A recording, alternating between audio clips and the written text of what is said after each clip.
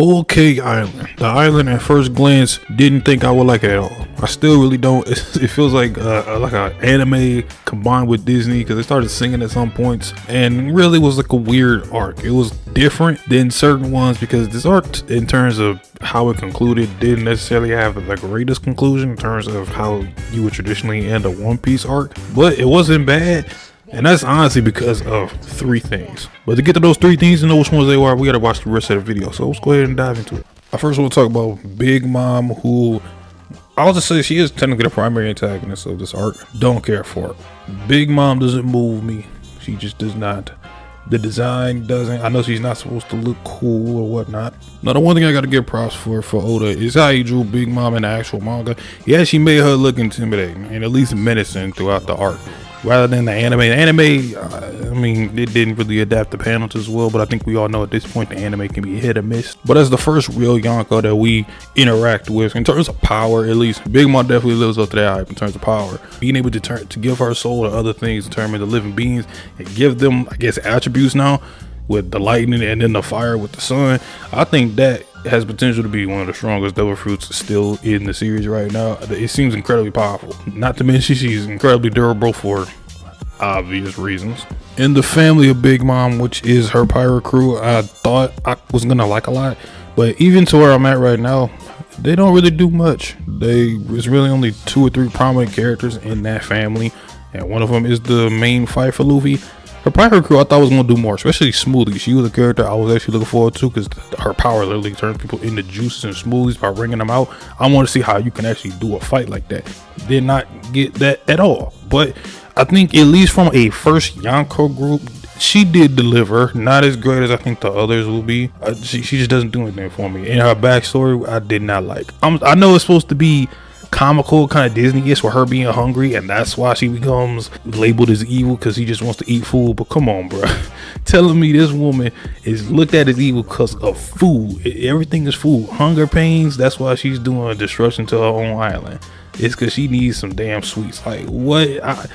I mean, maybe it's just me. I never hear anybody really standing Big Mom like that, but I now see why. That and the most menacing aspects of her was when she was sleeping, and the very, very long chase scene near the end of the arc. I know we weren't supposed to get a fight really until up until this point. It's already recorded, Wano, but yeah, I don't know. I feel like Oda could have did more with Big Mom right here, or at least something to kind of move me. But when he does the cake thing at the end to drive her away, I was good on it. One thing I can't say is I think Big Mom does a better job than Lizzo when it comes to representing the fat bitches. Now getting on to who I think is the MVP. We get into the MVP early. Sanji, Vince Smoke. Actually, let me not say Vince Smoke, because at this point that's disrespectful. He showed out. I don't know what took Oda so long to give my guy some love or something, but I'm glad he did, because the backstory with Sanji and the German 66, who are just literally emotionless assholes, and that whole backstory was so sad. I never thought that Sanji would have such a depressing backstory to where now I want my boy to win in everything. I don't care. I want him to win his fights. I want him to finally get a girl or something. Like, I need my guy to get nothing but dubs. And one of my favorite moments of this whole thing was definitely when he pretty much acknowledged, and we already knew this, but Zeph was his real father. He doesn't want Judge to say, oh, this is my son, don't tell me that. Like, no, he's already, no, I don't gotta worry about that because you're not my dad. My real dad is Zeph Baratier. And when the minute that he said we're gonna take out Baratier if you don't join us and do this wedding, you really seen Sanji's character show out that he would put his life on the line and put himself in a depressed state just so everybody else can be happy around him, people he actually care about. That was real. And one of the things about the Vince Smokes and the Germa that I found interesting was the fact that they were actually cloning people, and the people that's in their army or whatever are clones. And he worked with Vegapunk to get some of this done. That's another time that Vegapunk is introduced. I can't wait till we actually, well, at least I actually see Vegapunk, because I'm interested to see like what this guy's about. He's been foreshadowed for a long time, ever since I think Sabayori. Whenever Kuma was introduced, that's when Vegapunk's been foreshadowed, and I'm really interested to find out what this guy's about. And I love how Sanji kind of concluded the arc with his family. He ended up saving the Vince Smokes.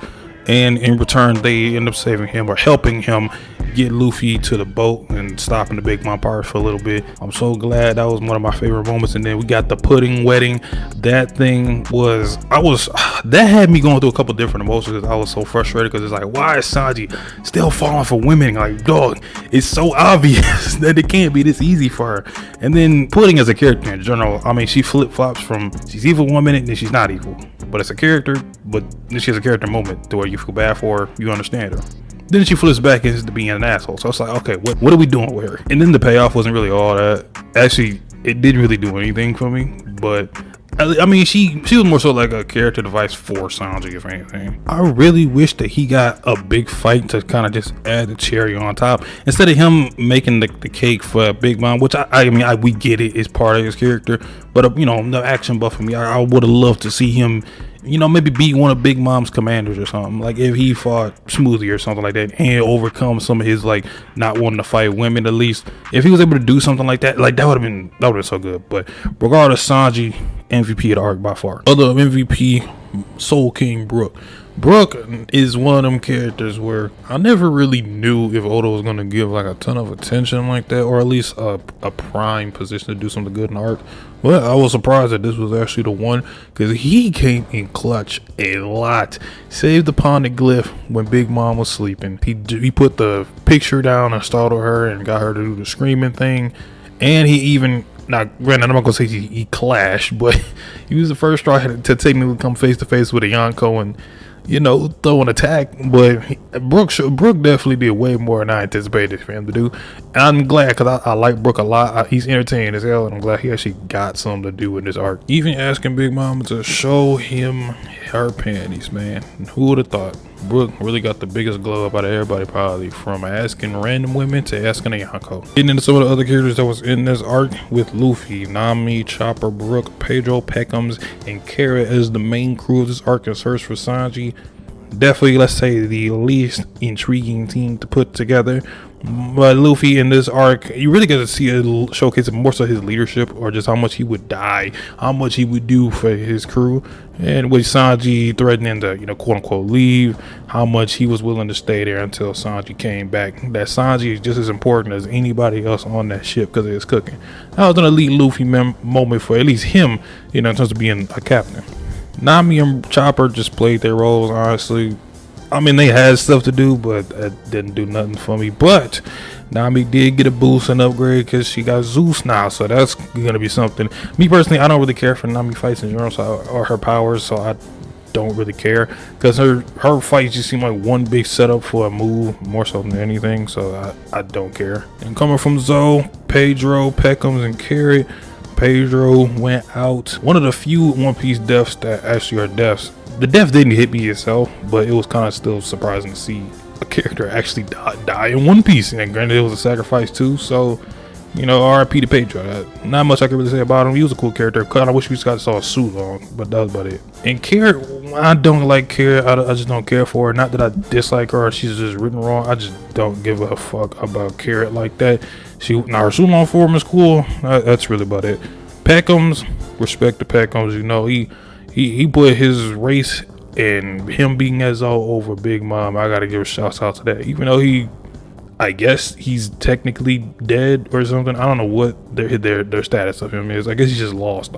And Jinbei shows up at the end of this arc too. Jinbei, I wish he would just stay on the damn Straw Hats crew. I'm tired of this man leaving. After this arc, and I guess after Wano, he better stay on this cruise ship. I'm tired of him going and leaving places. Plus, he's too damn useful. Like, Jinbei is a character that there's no way you dislike this character. So him just being here was a W. I'll talk about the main event, Luffy versus Katakuri. Before we get into the fight, Katakuri, really cool as character. Now, my one thing was I didn't know how to take him because he literally shows up in like the last third part of the arc. I kind of did like him. I do think that the story with him hiding his face, because that was one of the drawbacks. People just made fun of him. They picked on him, and he's a big brother figure. So when his sister Broly got picked on, you know, he snapped. He was just started to beat up people and, you know, protecting his siblings. Real simple, but I like something about semblance and like the big brother character. I always just rocks with him. I don't know why. There's a part of him that just wants to sit back and eat his donuts in peace without hiding his face. You know, he's a really, he's really a laid back character who just is kind of a warrior at the same time because he's incredibly strong. Now going into the fight, I do think that the fight itself was not bad. It was not bad, but the mirror world I think was a perfect setup, or like a perfect arena for this fight more than anything, because ironically they both mirror each other in terms of how their power works.